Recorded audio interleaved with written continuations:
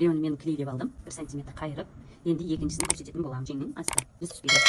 Астынан 2 сантиметрді белгілеп, беліңізбен сызып аласыз. Міне мен сызып алдым. Осыны екі бүктеп булавкаға дап шығасыз. Уайымдамаңыз, булавканың ізі түспейді. Сызықтан асып кетпеу керек. Созбайсыз, өзі қалай бар, солай жатқызып, шетіндегі артығын былай ішіне кіргізіп жібересіз. И булавкаға дайсыз. Сызықты. Осылай полный булавкаға дап шығасыз.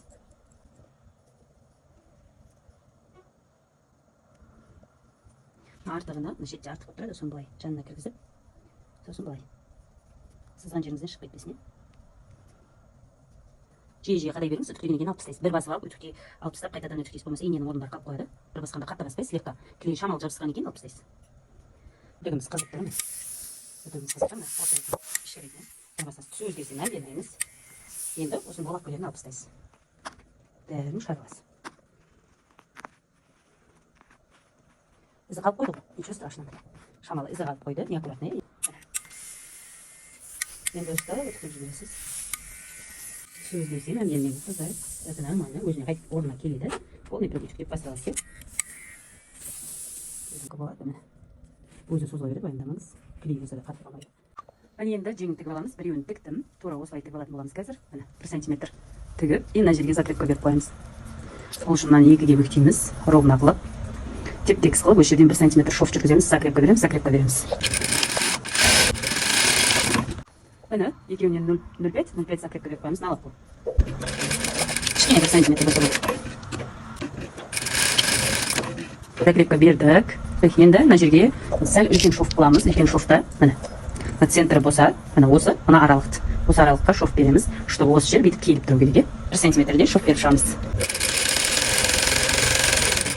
Үтік дегенді түсірмеймін қыздар, білесіздер үтік қалай болады, не?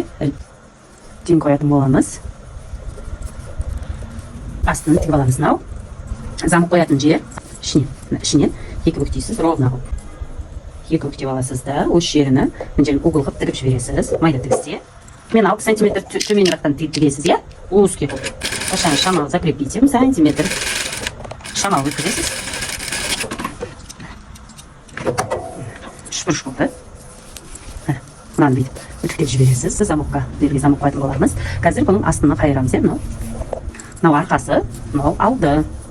Алдыны, міне, оңына 2 сантиметрдей қайырып аласыз да, 2,5 сантиметр. Осы жерден 0,8 тігесіз, 1 сантиметрге жеткізбей. Закрепка бересің жеткізерге.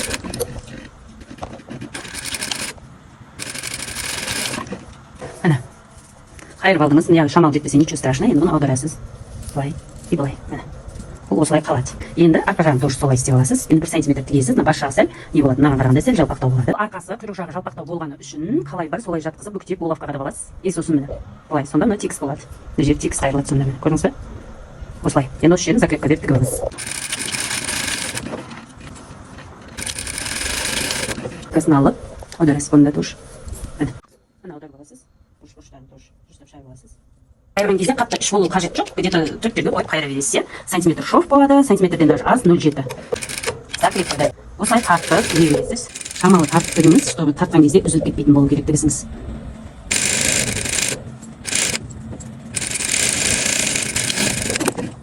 Тігіп алдық, мына беті үзілмейді. Үзілмейді, потому что созылу керек. Енді бұны үтіктеп аласыз. Жақсылап былай кигізіп, созбай, осылай кигізіп тұрып үтіктейсіз былай үстінен, астынан, әдемдеп аккуратно үтіктеп аласыз. Желге, мына горловина, жеңді қалап аламыз былай, екі бүктеп осы тігісті, екі бүктеп былай бүктеп аламыз. Сол кезде ровно бүктелген кезде, мынау центр болады. Осы жерде жеңін қойылу керек, кішкене растичка беріп қойыңыз. Осы жеңді отырғызамыз, дайындап алған жеңіміз үтіктелген, бір бетінен мен отырғызып қойдым. Бұл жерде ешқандай сборочка болмайды. Жетесіз, оверлок класс. Екінші бетіне қоямыз. Мынаны екеуін біріктіріп, мына жерден растичка бергенбіз. Тігіс алдына кішкене алған. Енді бұны қалай істейміз? Мына центріне, жоғарыдағы центрін, мына тігіске әкеліп булавкамен қадап қоясыз. Булавка қадайсыз міндетті түрде. И мына тігісті мына жерге алып келесіз. Тура осы жерден 0,8 тігетін боласыз. 0,8-де тігесіз. 1 сантиметрге жетпей. Тартпайсыз, ештеңе қылмайсыз, қалай бар, солай жатқызып тігесіз. Өзіне лайық келеді, жең өзіне лайық болып тігілген. Үште тіге беріңіз. Не уверена болсаңыз, қолда тігіп алыңыз, болмаса булавкамен қыстырып алыңыз, иә. Сонда жеңді әдемі қоясыз. Жегіп складка болып қалмасын, иә, қыздар. 0,8 міндетті түрде 1 сантиметрге шамалы жетпейді. Тартпастан, складка жасамастан тігесіз. Сборканы ішпедім. Мына жіптерден тазартып алдыңыз. Бұл не, только тестің өзі қалды. Қондырылды жең. Астына оверлок қылып өтіктейсіз. Қазір стойка воротникті қалай қию керек екенін көрсететін боламын. Оверлок жасап, өтіктеп алды. Сборкасы мүлдем қалған жоқ. Мынаны бірінші, мына екі бүктейміз мойнына, и қанша сантиметр екен деп өлшеп көреміз. 16 сантиметр. 16 сантиметр екен. Мына материал бойы, мына ені, иә, эконом қылып қиюды үйреніңіз барлық жерде. Осылай, бірінші бір тек сызып аламыз. Сызып, 16 сантиметр белгілейміз. Мына жер 16 сантиметр, 4-5 сантиметр жоғарғы көтересе. Осылай. Мына 16 қаяқтан келіп шықты, горловинамыздан келіп шықты, иә. Енді осыны былай, плавно жоғары қарап көтересіз. 5 сантиметрге қарап. Бізде воротниктің готовым виде 4 болсын деген, осылай 4 сантиметр болсын деген, біз 5,5 қыламыз, потому что сәл көптеу қылып қиып ала беріңіз, потом керек емесіні дұрыс емес кезде дұрыстап кесіп алып тастайсыз. Осылай 5,5 сантиметр қылып сызып алыңыз. Енді сіздің сотоворотнигіңіз қанша сантиметрге лайықты екенін соған қарап істеңіз, иә. Міне. Мынаны плавно көтердіңіз и соған сызып шықтым. Негізі 4-5 сантиметр сызып шықсаңыз болады, иә. Осылай. Енді мынаны былай тегіс қылып сызасыз. Міне. Енді осыдан 2 сантиметр жоғарыдан алып тастайсыз. И осыны мынаған бірлестіресіз жаңағы 16-ыңызға. И бұқаға да басаңыз, бір-бірінен сырғып кетпейді. Бірден екеу қию үшін, тұр осы бүктелгенді, осы жерден бүктейсіз осылай. Мына екеу бірдей болып тұру керек. Бойына, воротник бойына қиылады, ешқашан еңіне қиылмайды. Стойка воротник. Енді осыны қиып аламыз. Бірінші жоғарысын қиып аласыз. Запас қоспайсыз, уже запас қосып қойдыңыз, иә. И осы росичка беріп қоясыз, чтобы центр екен білінсін. И тоже астынан да центрын білдіріп. Қатты көп росичка бермеңіз, слегка росичка беріңіз. Тіккен кезіңізде ішіне кіріп кетсін, и мынаусын алып тастайсыз. Воротнигіміз дайын. Енді бұған дублерин қиып аламыз. Екі бүктеп аласыз сонда. Мына бойы дублериннің, но ені.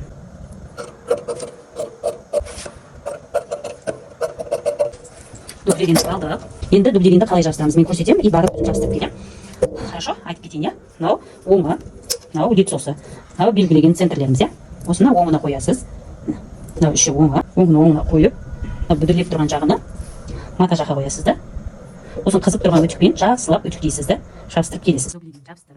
Дублерин жабыстырған беті оверлок жасап аласыз. Оверлок мына беті, дублерин жабыстырылмаған беті, мына лицосы, мына оңға, мына теріс, иә.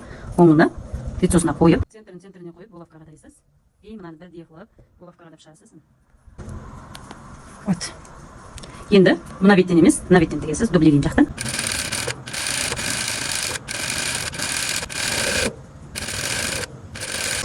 Булавкаға қадап тастайсыз.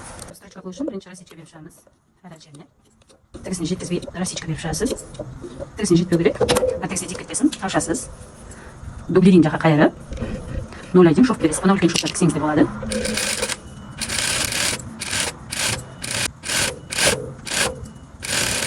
Енді абстрочка берілді. Аны былай 0,1 қылып үтіктеп шығасыз. Қалай бар, солай үтіктеп келесіз. Мына үтіктеп алдым. 0,1 жаққа құлатып. Бұны үтіктегенде былай жатқызып, былай плавно былай үтіктеңіз, мынағына тартыңқырап, мынағын басып үтіктеңіз, былай тартып, мынағын басып үтіктеңіз, чтобы ана бұғы осылай тұрсын. Мойынға бүйтіп тағылып қалмасын да, тегіс тұрмайды өзі. Енді бұның мына центрін белгілеп аласыз да, желкесіне қойып, арқасына қойып, мына. Вот мынау центр, иә. Бұл жерде кішкене, көп емес, кішкене ғана росичка істеу керексіз, мына. Үштігуден алдым, мынаны.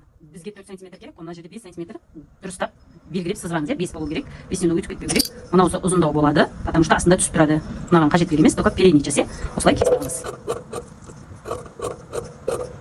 Росичка берілген жер кесіліп кетті. Сол үшін ровно қылып сыз белгілеп қойдым. Бір текст воротник шығу үшін осылай алып тастайсыз. Белгілеп алғанымызды, оңына қоясыз. Центріне дұрыстап булавкаға қадап шығасыз. Бүйтіп ерінбей біртіндеп булавкаға қадап шығыңыз. Болмаса қолда тігіп алыңыз, иә. Сізге қалай удобно, солай істеп алыңыз. Сатпайсыз, қалай бар өзінде, екі беті де тартылып қалмау керек. Полностью булавкаға қадап аласыз. Мына жерде бір текст қылып 0,8-де тігеміз. Шамалы шықты, ничего страшно, шамалы шықпаған болса ештеңе етпейді. 0,8-де тігіп шығасыз. Бір бетін ғана тігіп алдым. Енді бұны жоғарға қаратасыз. Мынаны пока тікпейсіз, ашық күйінде замокты қойып аласыз. Тіккен жерімізден, закрепка берген жерімізден шамалы түсіп тұру керек. осыны қолда тігіп аламыз. Созбай материалды да, замокты да созбайсыз, бірден қойып, қалай бар, солай тігіп аласыз. Надан шығып кетпейді, потому что 1 сантиметр запасымыз арқадағы, одан көп емес. Осыны до конца мынаған былай тақтамына. Соны шығарып, осылай қолда тігісін жоғарыға қаратып тігеміз. Енді осыны бір бетін пока односторонний лапкада тігіп аласыз, потом екінші бетін істейміз. Қойдық и шамалы қылып, тігіп шамалы закреплей береміз. И потом міне созбаймыз, ештеңе қылмаймыз, таппаймыз, қалай бар, солай тігіп кете бересіз. Мынанда созып жібермек, өте опасно да. Мына жерге жеткен кезіңізде еще закрепка беріңіз, чтобы шығып кетпесін. Енді екінші бетін жауып көресіз. Вот прям мына жауылды. Вот енді мына жерін белгілейсіз. Мына жерге келу керек. Мына сызыққа келу керек. Мына сызыққа келу керек міндетті түрде. Тура осы сызыққа мынау неңіз келу керек. И осыны головкаға да қоясыз.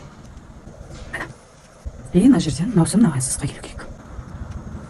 Қолда тігіп шығамыз. Мынаны жоғарыға қаратасыз. И мына жерден бастаймыз. Без разницы. Төбеден, пәстен, любой жақтан тігіп кете беріңіз. Осыны тігіп шығасыз.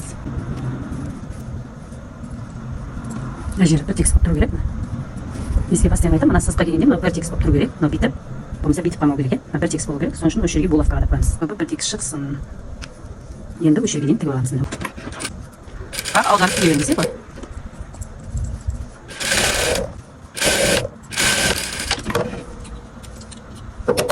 Вот, енді мынаны былай шығарасыз, тексеріп көресіз бірінші. Ровно түсті. Қолда тіккендерді алып тастайсыз. Мына жердің басына былай қайырасыз. Міндетті түрде, потом мына осыны. Осы жерін закрепка беріп қата аласыз.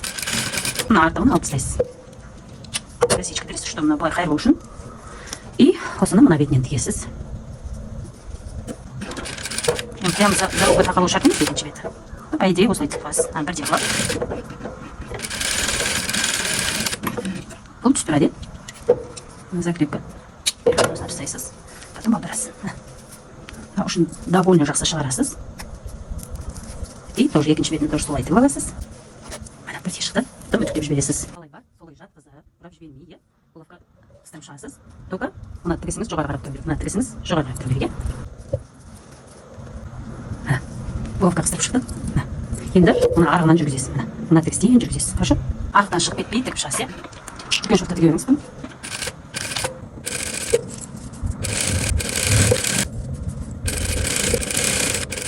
Дайын болды, стык воротнигін үтіктеп шығасыз. И все, замогыңызды үтіктейсіз. И кнопкаға қарап қойыңыз. Белінен бір шов жүргізіп қоясыз, потому что мына өзі эластичный болған қатты созылып кетеді. Тігіп алған резинкамызбен бірдей материалымызды аламыз. Уланған жерін тігіп тігіп аламыз. Оны екі жағын тігіп оверлок жасап қойдық, үтіктеп, өзінде үтіктеп алдық. Астында оверлок жасап алсаңыздар болады. Екеуін бірдей, и мынаны тақап тұрамыз да, осы сызықтың үстінен бір шов жүргізіп аламыз. Екеуін бірдей қылып тігіп аламыз. Тігіп алдым. Бізге мынадай, мына беті керек.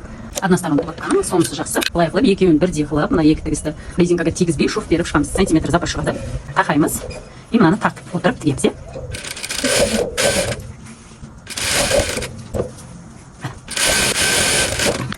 Не істейміз? Осыны екіге бөлеміз. Осы жерге булавка қадаймыз. Осыны мына юбканың беліне кигіземіз. Тігісі бөліп тұр ішінен. Осы жерге мына осыны қоямыз. Булавканы қадаймыз. Екінші бетіне мынаны қоямыз. Мынаны шамал тартасыз үстіне. И осыдан тігесіз. Үстіндегісін тартасыз. Астында тартмайтын, мынамен бірдей болу керек.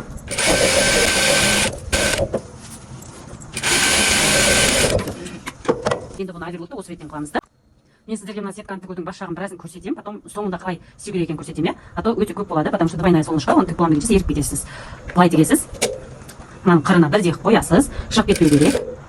Осылай үстінен бастырып тіге бересіз. Мынаның шамалы ғана жинайсыз, потому что бұл аударылатын болады. Осымен бірдей. Только мына сетканы тартпаңыз, хорошо? Наоборот, ішіне шамалы жинап тігіңіз. Осылай айналдырып тігіп алыңыз полностью. Шым-шым, чуть-чуть мынаны кірістіріңіз юбканы. Аударылған кезде неғып кетпесін. Енді осын полный айналдырып тігіп алайын, сосын көрсетемін. Міне мен барлығын тігіп қойдым. Мына жеріні соңына келген кезде шамалы молдау кесесіз да, бүйтіп қайырып тігіп жібересіз. Міне, не колется, да? Арасында қалады. Ой, не переживайте, потому что бұны былай айырамыз, осылай тігіп болған соң шамалы жинап тіктім. Мынаны екі бүктегенде мына 5 қой, мына 10. Екі бүктеген кезде 10 сантиметр болады, міне. Кезіңізде 10 сантиметр болады. Көрдіңіз ба? Тура осылай сызып аласыз. 10 сантиметрді белгілеп сызып аласыз. Енді қалай тігесіз бұны? Екіге қайырасыз. Осы жерден тігіп бастайсыз. Мына лапкаңыздың былай қыры тұру керек. Осы жерден уже бастайсыз. Мына 10 сантиметрге алып келесіз. астыңғысын тартасың, астын тартып жатырмын, үстін тартпай жатырмын. Үстін тартуға болмайды, потому что мияғы үлкен, міне. Үсті кең, асты тартылып тұр. Осыны енді бастырып тігуге тырысасыз. Қатты тартып жіберудің қажеті жоқ.